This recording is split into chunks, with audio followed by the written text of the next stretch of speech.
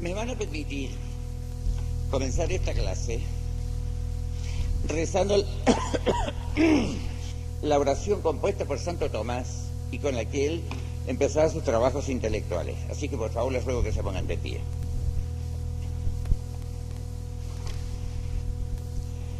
Concédenos, Dios misericordioso, que aquello que te place lo deseemos ardientemente, lo investiguemos con prudencia, lo conozcamos en verdad y lo cumplamos a la perfección para alabanza y gloria de tu nombre. Amén.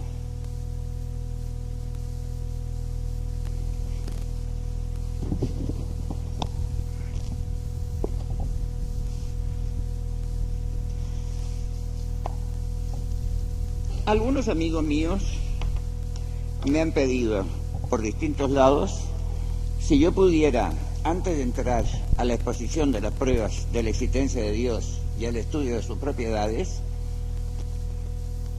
dar una ojeada general al personaje, a este personaje que fue Tomás de Aquino.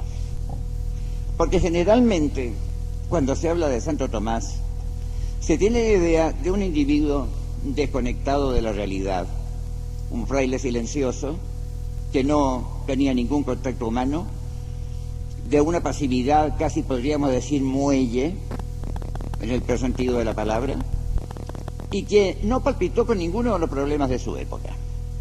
Esta visión, que es muy frecuente, es absolutamente falsa. Es una pura y simple tontería, de las muchas que se dicen en el mundo. Y por eso quiero precisamente estudiar un poco este personaje y hacer ver que la filosofía de Santo Tomás tiene una raíz viviente, una raíz que corresponde a su época.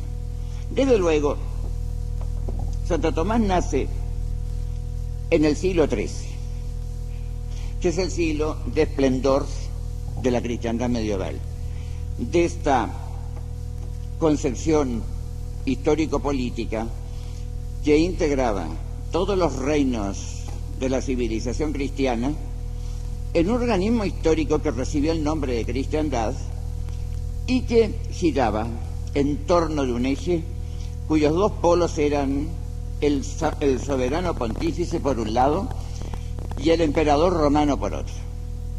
El emperador romano, el antiguo imperio romano, había quedado muy reducido en su superficie en el occidente, pero había sido fundado o restaurado más bien, por San León III, quien colocó la corona imperial en las sienes de Carlomagno, y que después fue convertido en Sacro Imperio Romano Germánico por Otón el Grande. Y desde Otón el Grande para adelante, el reino de Germania, convertido en Sacro Imperio Romano Germánico, fue como el eje de la cristiandad medieval durante varios siglos.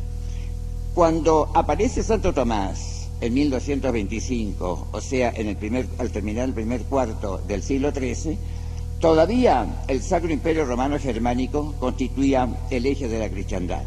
No lo iba a continuar siendo por mucho tiempo, porque las famosas luchas entre sacerdocio y el imperio habían debilitado al Sacro Imperio, porque los reyes germánicos se preocupaban más de avasallar al soberano pontífice y de las cuestiones religiosas que de las cuestiones propiamente políticas. De todas maneras, era la potencia predominante en la época. Y en ese momento aparece Santo Tomás. Y hay una circunstancia que hay que anotar. Santo Tomás estuvo vinculado a las más altas esferas sociales y políticas de su época.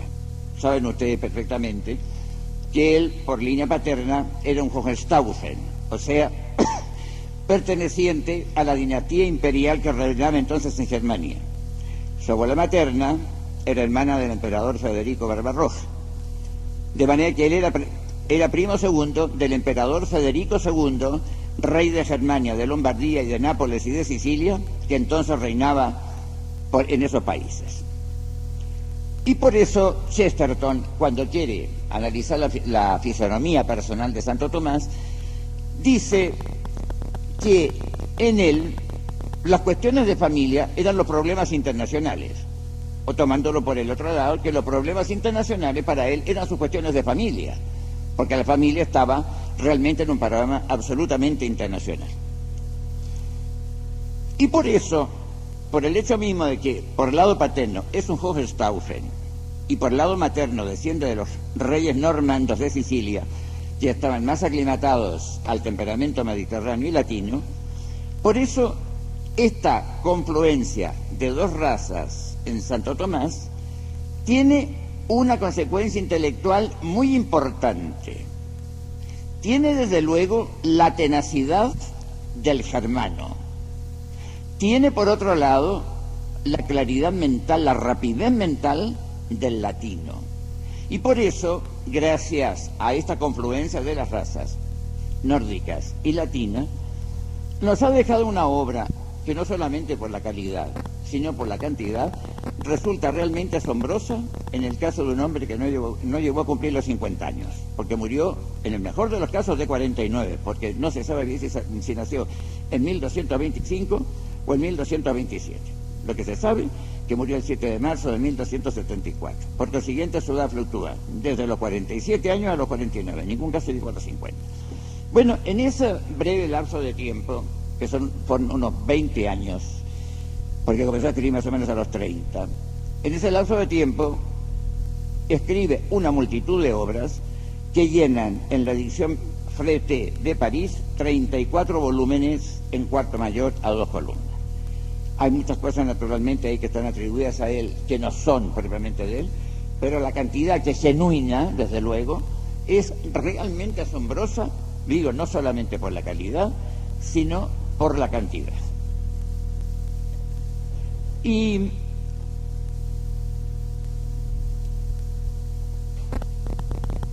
en esta época, en el siglo XIII, la filosofía cristiana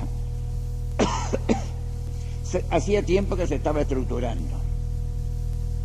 El renacer intelectual de Europa en aquella época, que comienza más o menos con la escuela palatina, el reinado de Carlomagno, fines del siglo VIII y comienzos del siglo IX, Carlomagno muere en 814, ese renacer intelectual no se explica sino por ciertas aportaciones intelectuales que llegaron a Europa por diferentes vías. Desde luego, después de la época apostólica, en la época que se llama patrística, con los padres de la Iglesia, es indudable que el cristianismo se enfrenta hacia el dogma revelado, la dogmática cristiana, la revelación cristiana, se va a enfrentar con un pensamiento filosófico extraordinariamente desarrollado, como fue el pensamiento de los filósofos y pensadores griegos de la gran época, sobre todo Platón y Aristóteles. Los padres de la Iglesia, entre lo que después evidentemente como un gigante San Agustín, ellos quieren estructurar una filosofía cristiana y para realizar esta empresa recurren como pensador a Platón. Platón efectivamente, a primera vista, es un pensador más fácilmente conciliable con la dogmática revelada que Aristóteles. Y los padres de la Iglesia son platónicos, evidentemente que corrigiendo los desvíos de Platón, las deficiencias intelectuales que se podía notar en un pagano que no se había beneficiado con la luz de la revelación, pero que a pesar de todo era de una altura intelectual pocas veces alcanzada.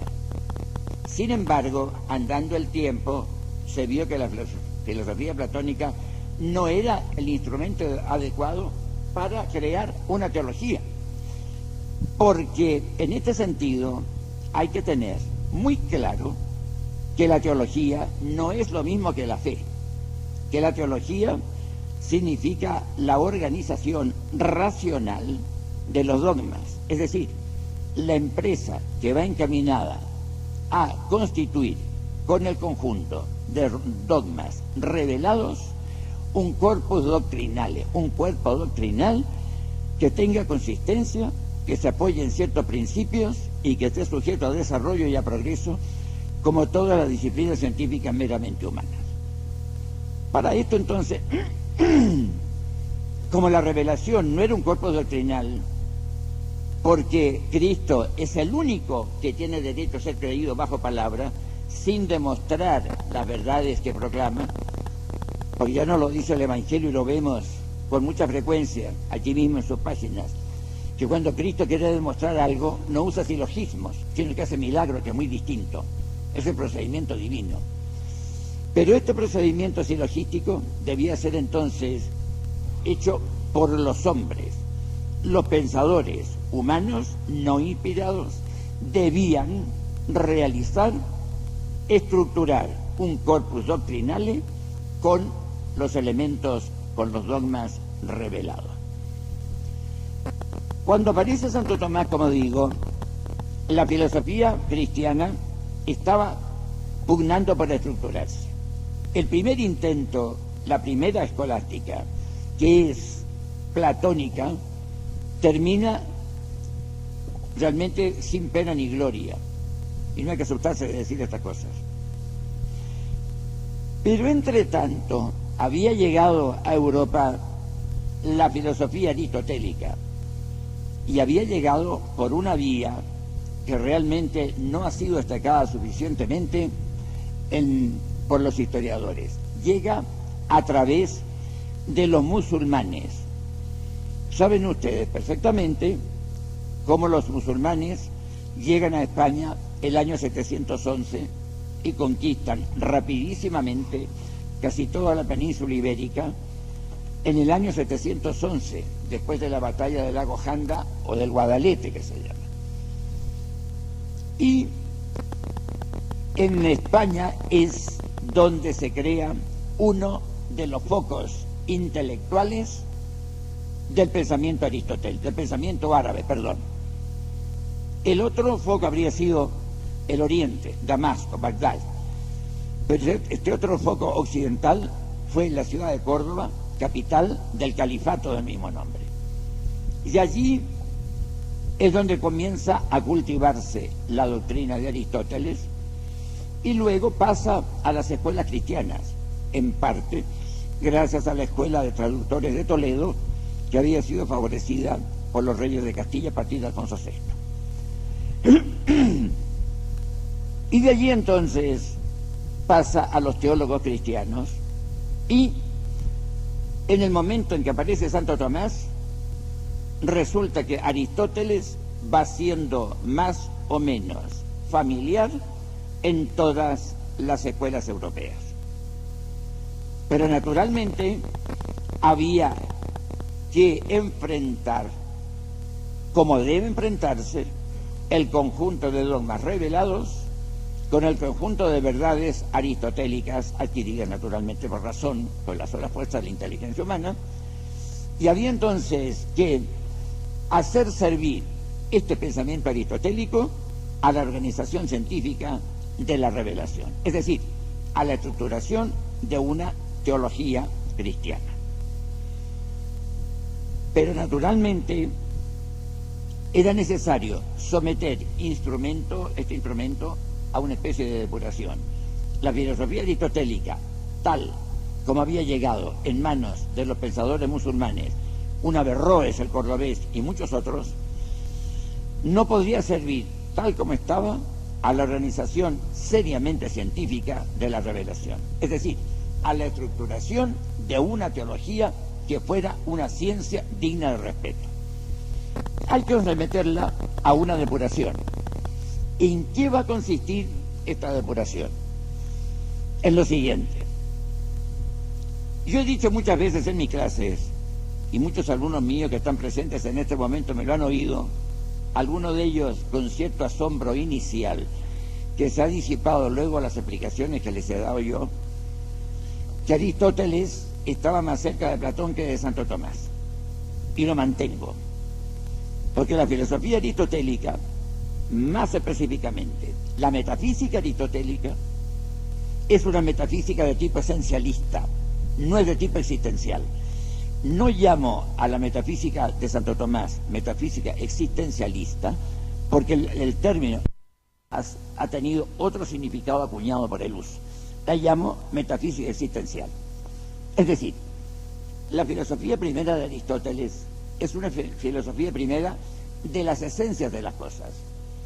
La filosofía primera de Santo Tomás es una filosofía primera del existir de las cosas, de lo más importante que tenemos nosotros, que tienen todos los entes existentes, porque nosotros, entes humanos, y todos los entes del mundo visible, y los del invisible también, pero de ello no podemos hablar ahora porque no tenemos noticia de su existencia, sino por la revelación, es una metafísica del existir de los entes existentes, porque el ente es ente porque existe, y es un ente de tal o cual especie de la especie humana para nosotros, porque existe de una manera determinada, y esta manera determinada, en el caso nuestro, es la esencia humana, y en todos los demás seres es la esencia o naturaleza que los inscribe en una especie determinada. Pero lo importante es el existir, lo dice el mismo Santo Tomás. Aquello que más íntimo tiene cada ser es su existir, no es su esencia. Y somos entes por el existir. Somos tales o cuales entes, entes de tal o cual manera, porque tenemos una esencia que determina, que coarta este acto supremo del existir a una especie determinada. En el caso nuestro, a la especie humana. Entonces Santo Tomás va a efectuar una operación que se podría asimilar a la transposición de tonalidad que hacen los músicos. Santo Tomás transpone la metafísica aristotélica, esencialista, sustancialista, formal, no formalista, a la tonalidad existencial. El acto último para Santo Tomás es el existir. Lo importante de los entes es que existen. Después veremos cuál es su naturaleza. Lo importante es que existen. Esto es lo primero de todo y lo más importante de todo. Pero claro, este existir plantea entonces ciertos problemas que Aristóteles no se lo planteó. Y voy a dar algunos ejemplos para que se vea la aportación originalísima de Santo Tomás. Porque generalmente se ha creído que Santo Tomás copió a Aristóteles, bautizó a Aristóteles. Yo recuerdo, yo fui muy amigo de un gran filósofo argentino, Nimio de Anquín, que era profesor en la Universidad de Córdoba. Y en cierta ocasión estábamos en España, en Salamanca, y estaban discutiendo precisamente sobre estas relaciones entre Santo Tomás y Aristóteles. Y alguno de los que estaba ahí dijo, con más suficiencia que acierto, que Santo Tomás no había hecho más que bautizar a Aristóteles. Y Nimio de Anquín, que era inteligentísimo, le cogió la palabra. Perfecto, dijo, siempre que al bautismo se le dé su verdadero significado, muerte del hombre viejo y nacimiento del hombre nuevo. Ahí sí, dijo, evidente, eso era precisamente una cosa absolutamente nueva.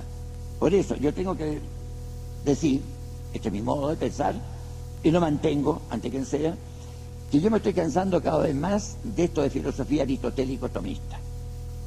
Hay que hablar de la filosofía tomista, a secas, no con el prefijo aristotélico. Creo que esto es mucho más sano y mucho más exacto. De la filosofía tomista. Entonces Santo Tomás tiene que purificar, como digo, la filosofía aristotélica para que le sirva como instrumento. Porque tal como estaba salida de la mano de Aristóteles, tampoco le servía. Era menos inútil que el platonismo, porque no era nociva, pero era inútil si no se la transponía, como digo, a la tonalidad existencial. Y la prueba está que hay ciertos problemas, ciertos que se plantearon, que se planteó Santo Tomás y que había que planteárselos, que no se los pudo plantear Aristóteles. No por culpa de él, sino se trata de méritos aquí. Se trata del valor objetivo, que es muy distinto. De los méritos nada más que Dios. Por ejemplo, el problema de la creación. Que Aristóteles no se lo planteó. La producción de una realidad de la nada suya y de su sujeto, como dice la definición, que produce res nihilo sui, o sea, de su forma, es subiecti, o sea, la materia. Creación de la nada. Jamás se planteó este problema de Aristóteles, porque él implícitamente, y a veces explícitamente también, creía en la eternidad de la materia. Y la materia no es eterna, aunque no haya tenido comienzo, fíjate bien, porque algunos creen que la eternidad consiste en que no haya tenido comienzo. No, la eternidad no es eso. Santo Tomás dice que no se puede demostrar por la razón natural que el mundo haya comenzado. Y sin embargo, él dice que la materia no es eterna. Y el signo de que la materia no es eterna es que está sujeta a cambios, a mutaciones, a alteraciones. Aunque no haya tenido comienzo en el tiempo, ni vaya a tener término en el tiempo, no puede ser eterna porque se mueve. Y la eternidad, como lo definió en definición inmortal Boecio, es la posesión plena y perfecta de una vida interminable, de una vida, no una simple existencia, de una vida. Y como dice Santo Tomás, el vivir en los vivientes es su existir. Primer problema que no se planteó Aristóteles. Segundo problema, el problema de la personalidad humana, digamos, el problema de la hipóstasis mejor, que en el caso de los hombres es un problema de personalidad, porque somos hipóstasis racionales, y las hipóstasis racionales, en cuanto somos racionales, recibimos el nombre de personas. Tampoco se lo plantó porque tampoco podía, porque carecía de las luces de revelación. Pero había que planteárselo. Para Aristóteles era idéntica la naturaleza individual con la personalidad. Para nosotros no puede ser idéntica, porque resulta que hay una naturaleza humana individual, la más absolutamente perfecta de todas, que es la naturaleza de Cristo, que no es persona. Porque en Cristo, como lo dice el dogma de la Encarnación, hay una sola persona, que es la persona del Verbo, la persona divina del Verbo, que subsiste en dos naturalezas, la divina y la humana. Luego, la naturaleza humana de Cristo, perfectísima como naturaleza humana, la más perfecta que desde lejos puede haber existido, que decía de personalidad humana. Luego, había que estructurar otra definición de persona distinta de lo que era la naturaleza individual. Este es el segundo problema que Aristóteles no se planteó. Y estos dos problemas son fundamentales, porque estos dos problemas precisamente atañen a la contingencia nuestra, porque si nosotros hacemos una filosofía de las esencias, jamás nos vamos a poder plantear el problema de la contingencia de los entes existentes, porque las esencias, como lo dijo mismo Aristóteles, son eternas, inmutables, necesarias e indivisibles. Pero eso son las esencias. Resulta que las personas y los entes existentes no somos necesarios, sino que somos contingentes. No somos eternos, sino que somos temporales. No somos indivisibles, sino que somos divisibles.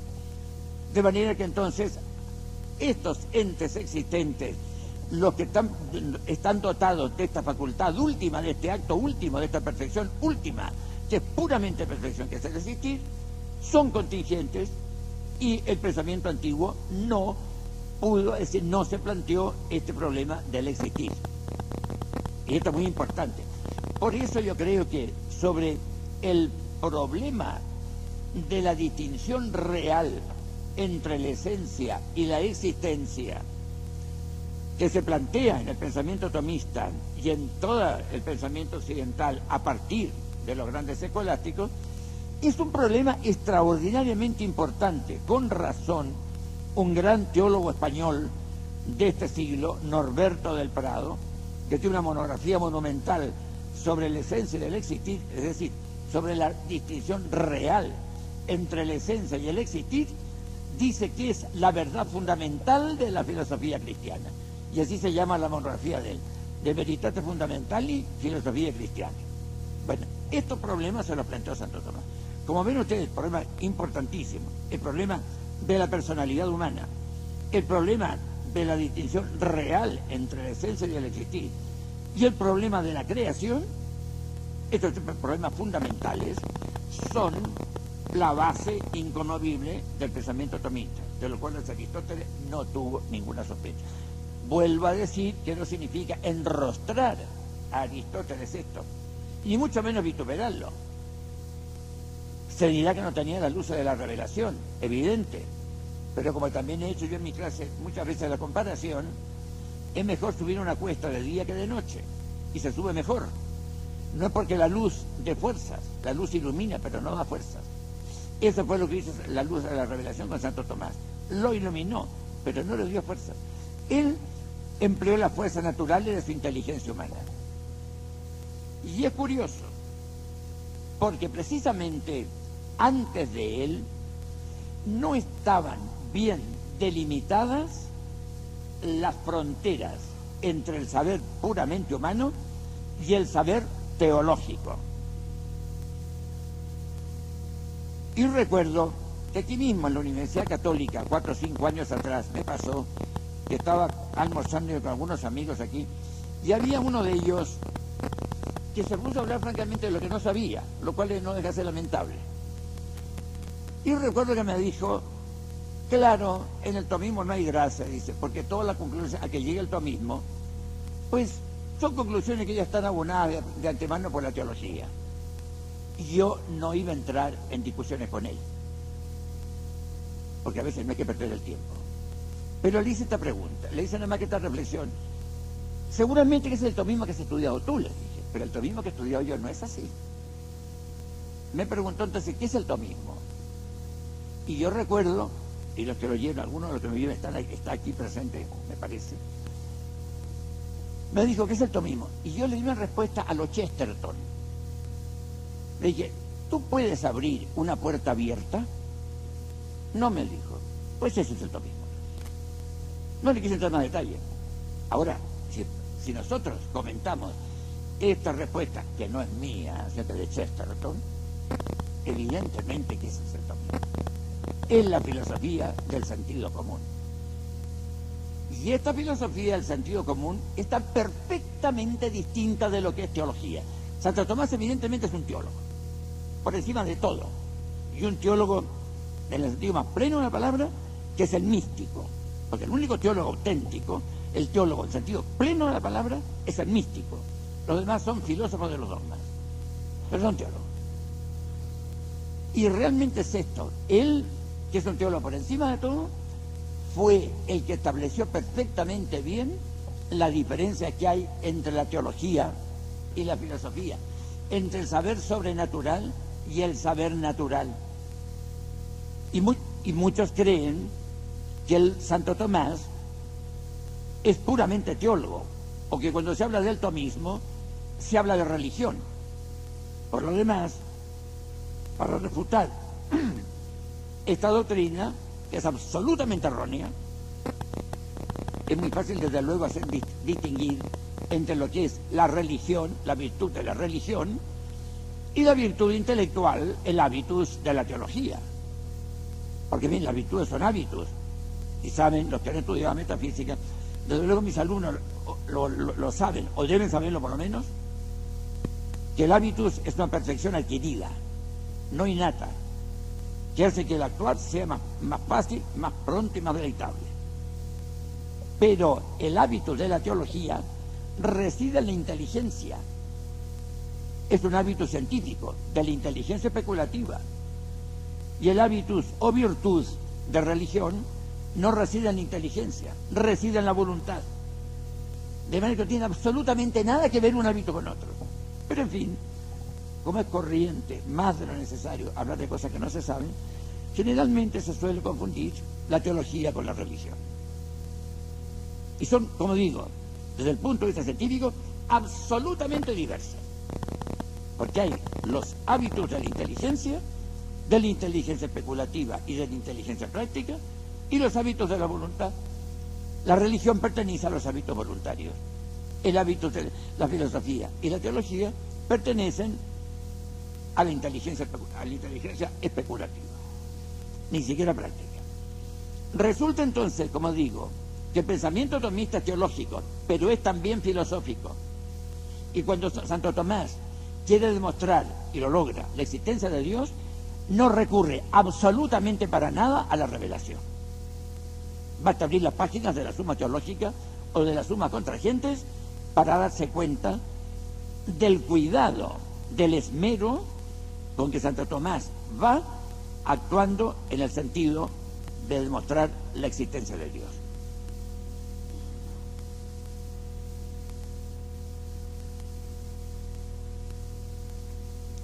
Para ver la diferencia entre esta ciencia teológica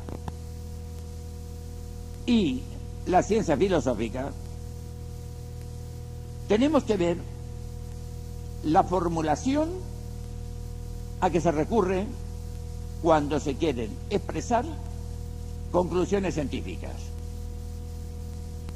Las disciplinas científicas, incluso la teología, recurren a esta forma de demostración que se llama el silogismo, que es una manera de razonamiento o de raciocinio deductivo. Y aquí también tengo que entrar en ciertos detalles, porque generalmente se da como modos de conocimiento científico el método deductivo y el método inductivo. Yo no estoy de acuerdo con eso. Que lo dicen muchos autores, pues quiere decir que con muchos autores no estoy de acuerdo. No existe más que un solo método científico, que es la deducción, el silogismo, y no hay otro. La inducción es un método precientífico. Por la inducción nosotros obtenemos los primeros principios de los cuales debe partir toda ciencia. Pero los primeros principios no se conocen por deducción, se conocen por inducción. Tampoco están innatos en nuestra mente. Lo de las ideas innatas es pura quimera. Nosotros tenemos las ideas adquiridas, no innatas. Bueno, el método deductivo tiene como expresión perfecta, como decimos, el silogismo. Y hay entonces una diferencia fundamental entre el silogismo teológico y el silogismo científico en general y el filosófico en especial. Preocupémonos aquí únicamente del silogismo filosófico. Todos ustedes saben, voy a entrar, parecen cosas un poco pedestres, pero en fin, no hay más remedio, que el silogismo consta de 3 proposiciones.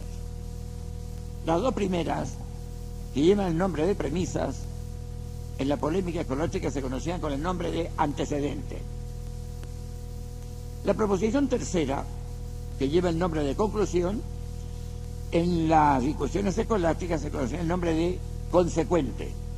Y la relación entre el antecedente, o sea, las 2 premisas, y el consecuente, o sea, la conclusión, se llamaba consecuencia. En el silogismo filosófico, las 2, es decir, las 3 proposiciones, pero basta con insistir en las 2 primeras nada más, en las 2 premisas, son de razón natural. La revelación no tiene absolutamente nada que ver ahí.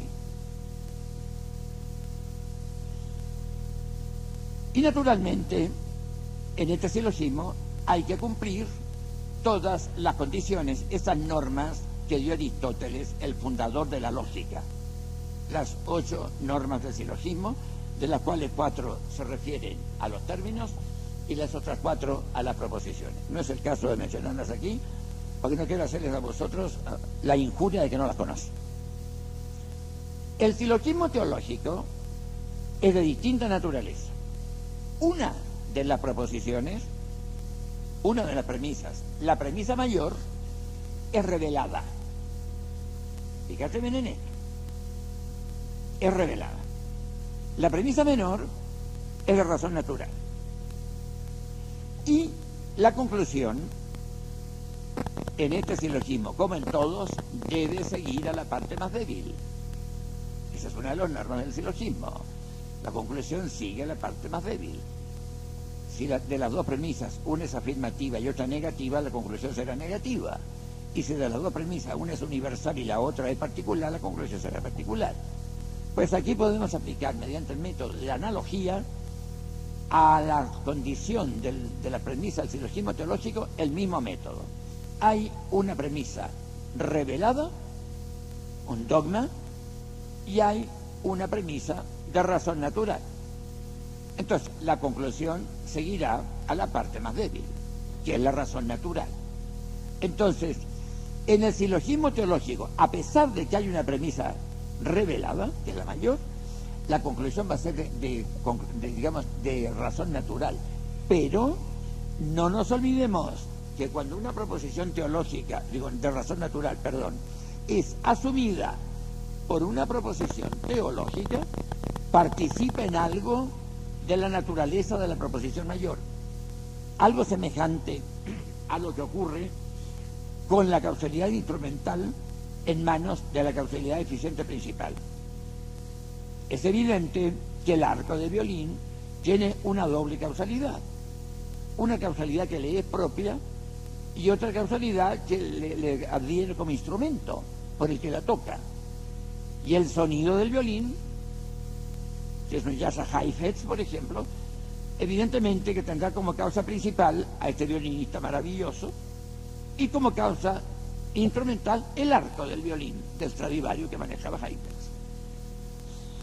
De la misma manera podemos decir aquí también que la proposición natural es en cierta manera como asumida por la proposición revelada, y entonces la conclusión será formalmente de razón natural porque sigue a la parte más débil, pero será virtualmente revelada, no formalmente revelada, pero sí virtualmente revelada, es decir, encerrará dentro de sí una virtualidad, una capacidad, una posibilidad que la puede hacer objeto de revelación y convertir en dogma. Y voy a dar aquí un ejemplo muy sencillo del silogismo teológico para que vean ustedes lo que puede ser la conclusión. Muy sencillo el ejemplo. Proposición revelada. En Cristo hay dos naturalezas, la divina y la humana. Proposición de razón natural. La voluntad sigue a la naturaleza. Conclusión, en Cristo hay dos voluntades. Y con eso refuta el monotelismo, que fue la herejía que floreció y que predominó en el Imperio Bizantino en tiempo del emperador Heraclio I, por ahí a mediados del siglo VII. Y esta proposición, en Cristo hay dos voluntades, después, andando el tiempo, fue también proclamada como dogma de fe. Pero desde su origen fue revelable. Y naturalmente lo revelable puede llegar un día en que se convierta en revelado de hecho. Entonces, este es el silogismo teológico. De manera que cuando se establece una especie de contraposición entre la teología y la filosofía, se está operando con ignorancia del elenco, como se llama, que es un sofisma. Porque el teólogo tiene que ser filósofo. Así que no es que se contrapongan entre sí. Puede ser que haya ciertos tipos de teología que se contraponen a la filosofía, pero en ese caso, ese tipo de teología no merece que nos detengamos ni siquiera 2 segundos. Se habla de la auténtica teología, que es la organización científica de la revelación. Y esto evidentemente que se efectúa necesariamente con recurso a la filosofía. Pero es evidente, y aquí viene la labor original de Santo Tomás también, es evidente que el instrumento será de mayor categoría cuanto más perfecto sea, cuanto esté más plenamente entificado en sí. Porque es evidente que un mismo violinista no va a tocar lo mismo con un Stradivarius que con un violín cualquiera. Que el instrumento tiene su causalidad evidente, pero que también es importante que esté en manos del que lo maneja y el que lo maneja también tenga categoría. Y esto fue lo que hizo Santo Tomás, afinar el instrumento sin absolutamente ninguna preocupación de ajustarse o no a la revelación. Y hay un ejemplo muy curioso, por ejemplo, en este sentido. Yo no sé por qué no se detiene más uno. Descartes no se atreve a dudar de la existencia de Dios. Santo Tomás se pregunta, Utrum Deus sit, ¿acaso Dios existe? Y sin pestañear responde, parece que Dios no existe. En ese le ocurre todavía sentir ningún malestar. ¿Por qué? Porque estaba haciendo un método, estaba él precisamente planteándose un problema. Tan independiente era cuando él raciocina con la inteligencia entregada a sus solas fuerzas, como esto, que no duda, él no vacila en plantearse como problema, no como solución previa, como problema la existencia de Dios. Utrum Deus sit, videtur con Deus non sit. Parece que Dios no existe. Y a los argumentos en pro de esta doctrina y luego lo refuta, pero se lo plantea primero. Por consiguiente, es de una absoluta libertad espiritual. De manera que el que cree que Santo Tomás es un teólogo que se horrorizó ante las conquistas de la razón, es evidente que no lo conoce ni por el forro. Y al que venga con estos argumentos, hay que cantarle en su cara, decir que es un ignorante supino. Santo Tomás es un filósofo con todas las de la ley, de una absoluta independencia de criterio, de una absoluta independencia de visión. Para él no había más que la verdad. Este mundo que está delante de él, que estaba delante de él y que está también delante de nosotros. Porque hay que tener en cuenta una circunstancia que a mi juicio no se considera lo suficiente, que es que yo creo que frente al mundo, a este mundo que nos rodea, no hay más que dos posiciones fundamentales. O este mundo está ahí delante de nosotros, presentándosenos para que lo estudiemos, lo analicemos, lo estudiemos, veamos las dimensiones entitativas que puede tener, las percepciones que pueden sobrar en sí. O bien la otra posición es dudar de la existencia del mundo externo y fabricarnos un mundo a la medida nuestra. Evidentemente que esta segunda posición es incomparablemente más fácil, porque es evidente que un mundo fabricado por mí está mucho mejor dominado por mí que el mundo que está salido de las manos de Dios. Porque si lo fabrico yo, la causa tiene dominio sobre el efecto. Pero lo importante es enfrentarse con un mundo que nosotros no hemos producido, que no hemos creado. Eso es lo más importante de todo. Y el hecho de que el mundo en que nosotros nos estamos moviendo y a cuyo ámbito pertenecemos no ha sido creado por nosotros,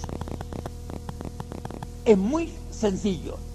Si el mundo no fuera creado por nosotros, si el mundo fuera creado por nosotros, no sería ningún misterio. ¿Cómo es misterioso para mí lo que yo mismo he producido? Si el mundo encierra misterio, y vaya que los encierra, eso está indicando que el mundo es trascendente respecto a mí. Si yo no soy capaz de agotar, digamos, cognitivamente, de tener un conocimiento exhaustivo acerca de este mundo que me está rodeando.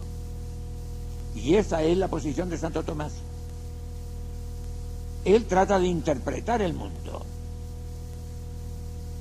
Además, hay otra dimensión del saber de él.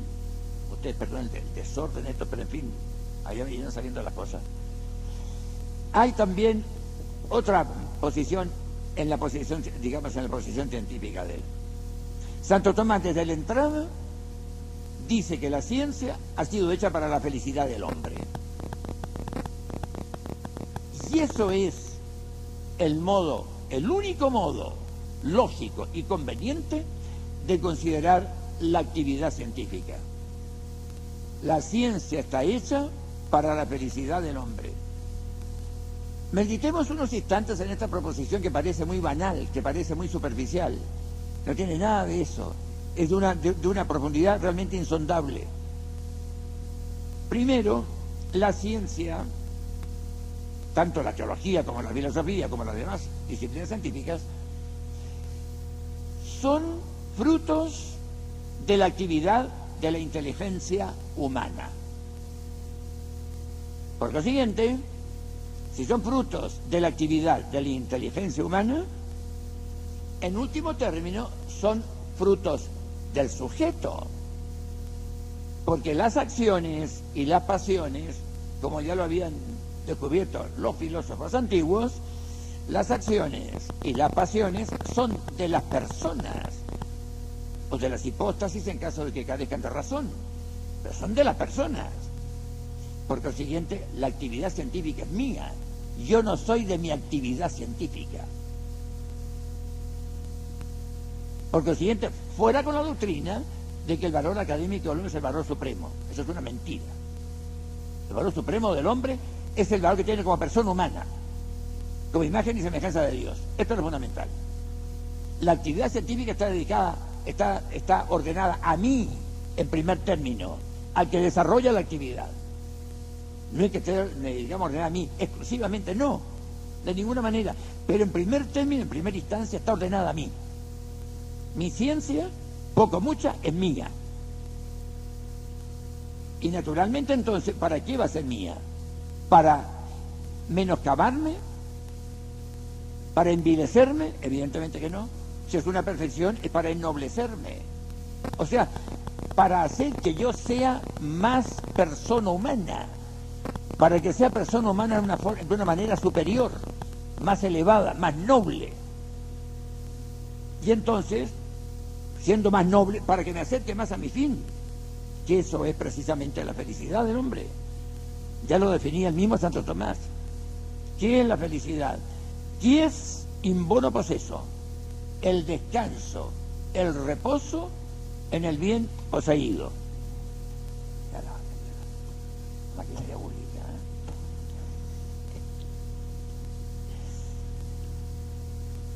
El descanso en el bien poseído, esa es la felicidad. Y como yo tengo que ordenarme a mi fin, y en cuanto me ordeno a mi fin, me ordeno al bien supremo, la ciencia está hecha para eso, para que yo contribuye a que yo pueda poseer el bien, acercarme a mi fin y unirme con él, como el efecto se une a su causa, como la criatura se une a su creador.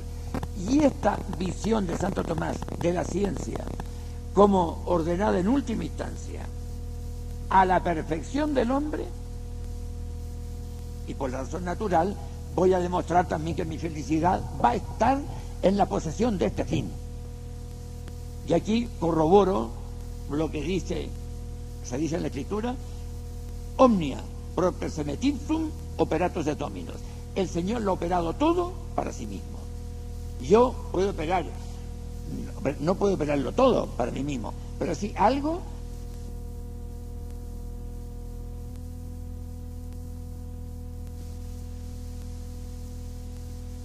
Yo puedo operar, no puedo operarlo todo para mí mismo, pero sí algo para mí mismo en primera instancia. Pero en instancia definitiva, someterlo todo a Dios. Y aquí también es bueno aducir, poner en paralelo con esta conclusión el texto de San Pablo cuando establece la jerarquía entre los seres: omnia vestra sunt, vos autem Christi, Christus autem Dei.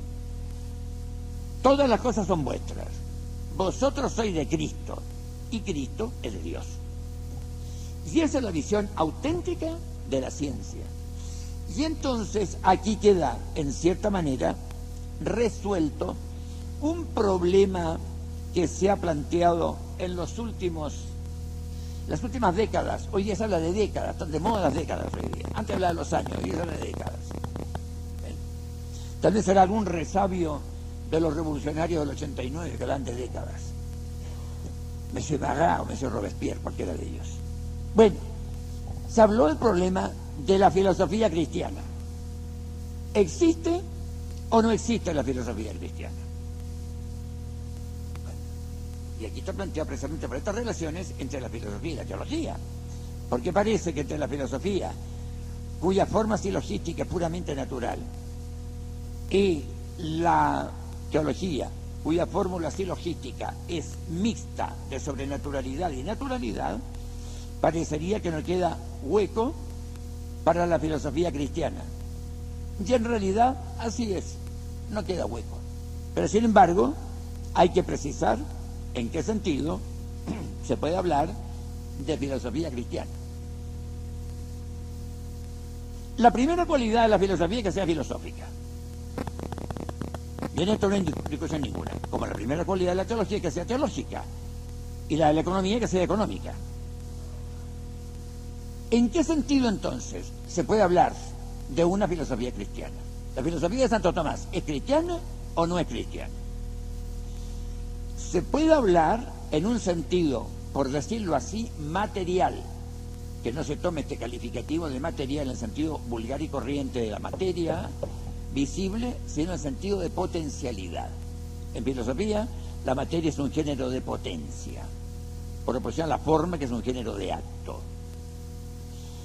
Existe la filosofía cristiana por parte del sujeto que filosofa y por parte también del objeto material de la filosofía, no del objeto formal. Y hay que ver aquí, para esto hay que entrar en una distinción entre los distintos objetos de la ciencia. Sabemos que toda ciencia tiene un doble objeto, que es el objeto material y el objeto formal. El objeto material son las realidades sobre las cuales recae el estudio que voy a emprender y desarrollar yo. El objeto formal también es doble. Hay un objeto formal motivo y un objeto formal terminativo. O sea, el objeto formal terminativo va a ser el aspecto bajo el cual yo voy a considerar la realidad que estoy estudiando. Porque puede ser, por ejemplo, que el psicólogo, yo hablo del que hace psicología racional, de la otra no me preocupa, ni pienso preocuparme tampoco. Esto lo declaro. El psicólogo estudia al hombre en su esencia. Como animal racional, estudia sus potencias cognitivas y apetitivas, su entidad primero, su composición de cuerpo y alma, de materia prima orgánica, que es el cuerpo, de forma sustancial espiritual, que es el alma, de su capacidad de enriquecerse con hábitos, etcétera, etcétera, etcétera. Pero puede venir, por ejemplo, algún otro que estudie el hombre, este mismo hombre que estudia el antropólogo, que lo estudie en cuanto es capaz de libertad, en cuanto es dueño de sus actos. Y entonces es un aspecto distinto. Por el primer aspecto lo estudia el antropólogo, la esencia del hombre. El hombre en cuanto libre estudia el moralista o el ético, el filósofo moralista. Es el mismo objeto material, el ente humano. Son dos aspectos distintos del ente humano. Uno, su composición entitativa, esencial, mejor dicho, de cuerpo o materia prima y alma espiritual o forma sustancial. Y el del ético, en cambio, es su capacidad de libertad. Este compuesto de materia prima y forma sustancial espiritual es capaz de adueñarse de sus actos y de autodeterminarse. El objeto material, como les vuelvo a decir, es el mismo, pero el objeto formal es distinto. Y además hay entonces lo que llaman el objeto formal motivo, que es el grado de abstracción, la luz espiritual a que someto yo el objeto material para descubrir allí los aspectos formales. Resulta entonces que en el problema, en la filosofía cristiana, la filosofía es formalmente filosófica, pero por el objeto material puede haber una filosofía cristiana. En este sentido, yo puedo estudiar temas que me han sido revelados, que yo no he sido capaz de conocer por razón natural. Los temas, pero no los voy a estudiar en cuanto revelados. No voy a yo a recurrir a los datos de la revelación o a la luz de la revelación, que es el hábito de la fe. No. Yo los voy a estudiar con mis solas fuerzas naturales. Entonces yo puedo estudiar filosóficamente una verdad revelada, y esto es una filosofía cristiana. Formalmente esta actividad filosófica es filosófica, pero materialmente es cristiana. ¿Por qué? Porque los dogmas, las verdades que superan mi inteligencia humana, yo no las puedo conocer con las solas fuerzas de la inteligencia humana, porque sea una contradicción adyecto. Conocer yo con mis solas fuerzas intelectuales algo que supera mis fuerzas intelectuales. Por otro lado, hay una filosofía cristiana por parte del sujeto, en el sentido de que el sujeto que filosofa es cristiano. Y ahí hay una aportación, no un aporte, la palabra es aportación, una aportación subjetiva del cristianismo, porque evidentemente que el que filosofa, siendo un cristiano, no solamente en teoría, sino en práctica, puede filosofar con muchísimo más libertad. ¿Por qué? Porque precisamente una de las condiciones que requiere el intelectual auténtico es que sus pasiones estén en paz, en que la razón inferior esté sometida a la razón superior, en que la razón inferior no venga a obstaculizar la razón superior. Por algo, Santa Teresa de Jesús hablaba de la imaginación como de la loca de la casa, porque estorba la actividad intelectual. Y esa es otra de las grandes aportaciones del cristianismo, es decir, del estado de gracia en buenas cuentas, para poder filosofar en paz. Porque evidentemente la inteligencia será muchísimo más eficaz manejada por un sujeto que está en paz que por un sujeto que es subjetivamente turbulento, en que sus pasiones no están bien organizadas. Y estas dos son las aportaciones que puede dar el cristianismo a la actividad filosófica o a la filosofía. Una por parte del objeto, dándole noticias. Lo que hace, por ejemplo, en la materia, como acabo de decir al principio de esta charla, respecto a la naturaleza individual y su identidad o diversidad de la persona. Para Aristóteles eran una sola y misma cosa. Para un pensador cristiano no pueden ser la misma cosa, porque vuelvo a insistir en que la naturaleza humana más perfecta que la de Cristo careció de personalidad. Ahí tiene un caso de filosofía cristiana. Y ese Santo Tomás es precisamente el que resuelve este problema de la filosofía cristiana. Es decir, porque él fue un santo y además un místico, esto lo vamos a ver enseguida también. Y por otro lado, tuvo toda la revelación a su servicio para poder filosofar sobre ella. Y de hecho, hay algunos tratados de la Suma Teológica, por ejemplo, que son portentosos, el tratado de los ángeles, en que ahí todo es revelado, pero es un estudio filosófico sobre los ángeles. Filosofía típicamente cristiana. Ahora, hay otro problema que ventilar también en el caso de Santo Tomás.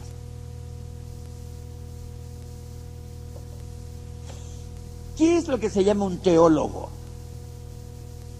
Porque se habla mucho de teología, a diestra y a siniestra, más a siniestra que a diestra, desgraciadamente, pero no se sabe a punto fijo en qué consiste la teología. Como digo, es el habitus, empleo la palabra habitus en latín, porque al emplear la palabra hábito se puede referir a este hábito, al hábito predicamental. Y se trata del hábito cualitativo, de la primera especie de cualidad. Este hábito de la teología constituye una especie de término medio entre el hábito de la fe y el hábito de la ciencia.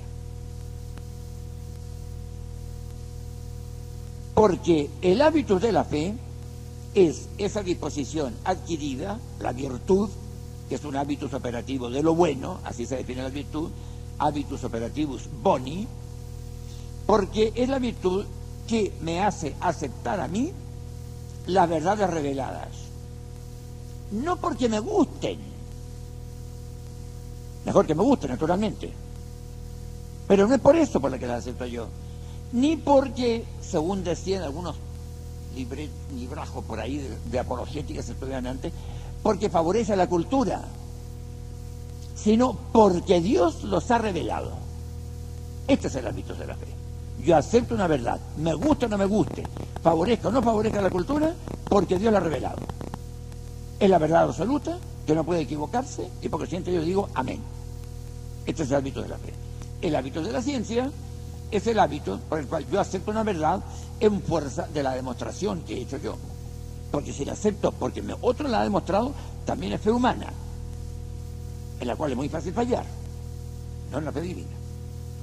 Pero el hábitus de la teología es el hábitus por el cual yo constituyo, es decir, de los dogmas revelados o de algún dogma revelado, conjugado con una proposición de razón natural, y yo deduzco una conclusión. Y de esta conjugación de las dos premisas, de que hemos hablado hace un momento, yo entonces establezco una conclusión que no es puramente de razón natural, que no es formalmente revelada por otro lado, pero que sí es revelable. Es posible que algún día, llegada la circunstancia que lo estime el magisterio de la Iglesia, pueda ser revelada. Y aquí tenemos los tres hábitos el hábito de la fe, de las verdades revelables, el hábito de la teología, la virtud de la fe, de las verdades reveladas. Digo una tontería ese momento. Ahora digo bien. La virtud de la teología, el hábito de la teología, que de las verdades revelables, y luego los hábitos científicos son de las verdades de razón natural. Ahora, ¿cuál es la forma superior del teólogo? Evidentemente que la forma superior del teólogo es la del místico, de ese ente tan ridiculizado por los incomprensibles y por los ignorantes. Esta es la forma más alta del teólogo. Es decir, no solamente conocer de manera especulativa las verdades reveladas y conjugarlas con las verdades de razón natural, sino vivirlas, vivir los dogmas revelados, no solamente conocerlos especulativamente para poder conjugarlos, sino vivirlos, y al vivirlos se conjugan mejor todavía con las razones, con la verdad de razón natural, claro, si no es un obstáculo. Y de ahí viene, por ejemplo, que el mismo Santo Tomás de Aquino, cuando habla, dice, de las maneras que se puede conocer la virtud, dice, hay dos maneras, dice él, de conocer la caridad. Uno, la del que es caritativo. Hablo de la caridad, no de la filantropía, ni de la solidaridad. Hablo de la caridad, virtud teologal. Amar a Dios por ser el que en ella es próximo como a mí mismo. Y entonces, evidentemente, dice él, una manera de conocer la caridad es la del que es caritativo. La otra, la que tiene una doctrina perfecta sobre la caridad, pero que da la casualidad que no es caritativo. Y es evidente que el que vive un dogma lo puede conocer mucho mejor que el que simplemente lo conoce por documentación o por información. Ahora, una cosa no quita la otra, evidentemente. Y de hecho, los grandes teólogos y los grandes santos han conocido así los dogmas. Había un gran teólogo español del siglo XVI, contemporáneo de Santa Teresa de Jesús, quien se refería a sí misma diciendo que era una mujer ignorante. Había que entenderla, claro. Que él decía, preferiría tener que discutir con todos los teólogos del mundo antes que con la Madre Teresa.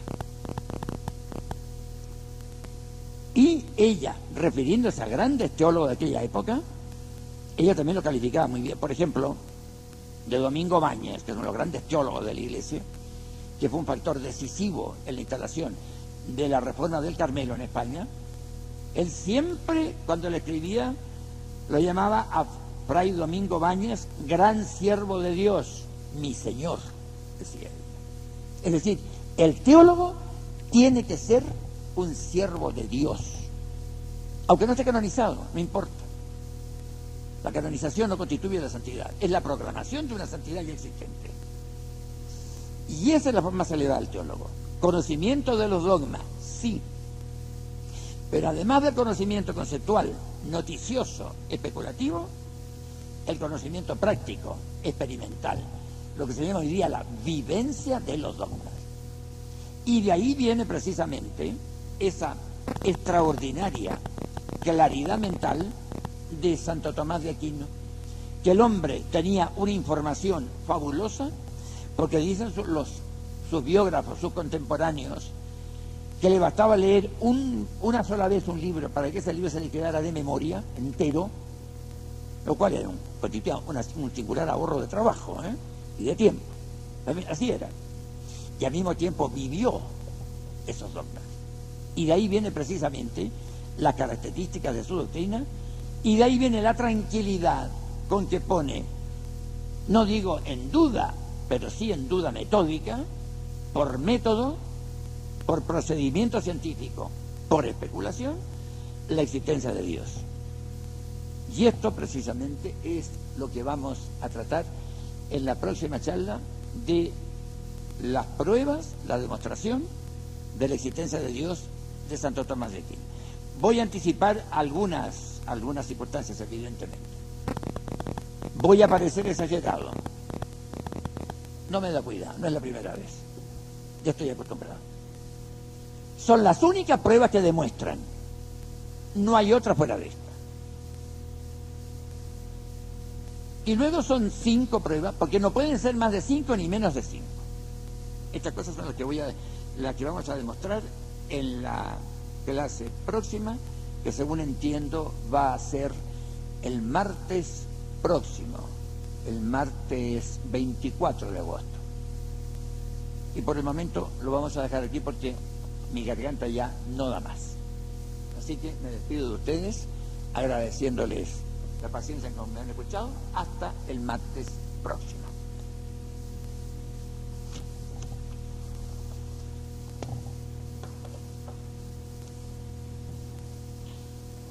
Hasta aquí. Hombre.